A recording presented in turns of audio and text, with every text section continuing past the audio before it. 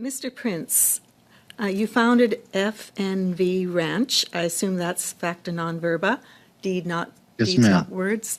Amazing name. With equine therapy for veterans. Is it a non-profit or a business? It is a non-profit, yes. Great. Okay.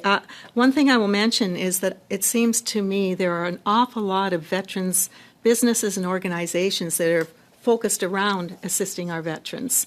It comes from your heart of being part of that family. So I'm just wondering, Mr. Prince, do you receive any funding from VAC directly? No, ma'am. Okay, well, what about the veterans who come to ride horseback and get all of the advantages to improving their lives when they come to take part in your program? Do they receive VAC support to help cover the costs?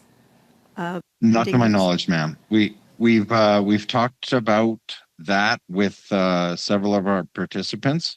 They've talked to their case managers, but we're unsuccessful in getting any sort of funding, even for travel to our program.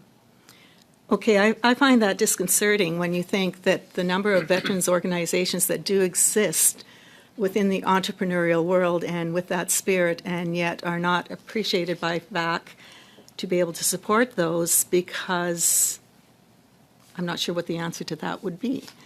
Very interesting. So would that be something that you're apprehensive about because of that fear of losing that $20,000? The way that it works with us is because we are a registered nonprofit, the funding that goes into the ranch goes completely to the participants.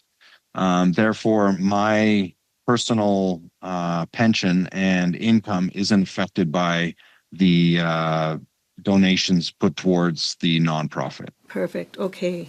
That's a good business plan. Very good. Okay, so also, Mr. Pittman, you had mentioned that fear of losing those benefits. So how high of a priority do you think it should be for this study to come up with a recommendation that the government would accept, because that's the main part there, that basically removes that apprehension for you? So, yes. So the very first thing right off the bat, and I think one of the most important things to come out of this committee is eliminating that $20,000 ceiling on what a veteran can earn. And it doesn't have, excuse me, it doesn't have to be if you're a veteran entrepreneur. Why should we be limiting somebody that's trying to make themselves and provide for their family?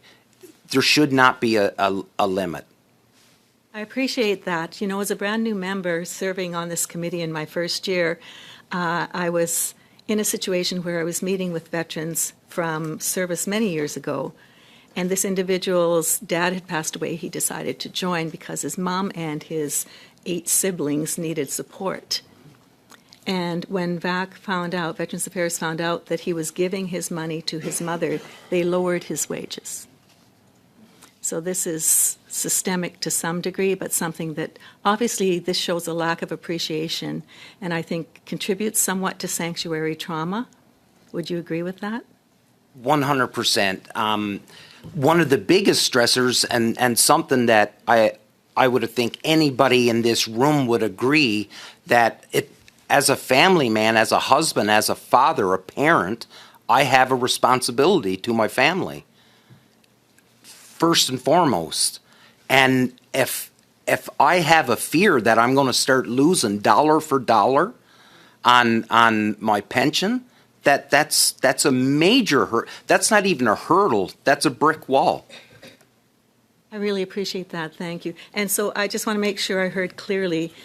You were speaking in regard to losing that because your business was excelling, but you're broadening that out to the fact that a veteran who, I mean, they're facing the challenges that everybody's facing with this economy. If they were to drive an Uber or do something else to try to help their family out, that would be impacted as well. Yes, absolutely. So it's not just entrepreneurs, it's any veteran. Thank you very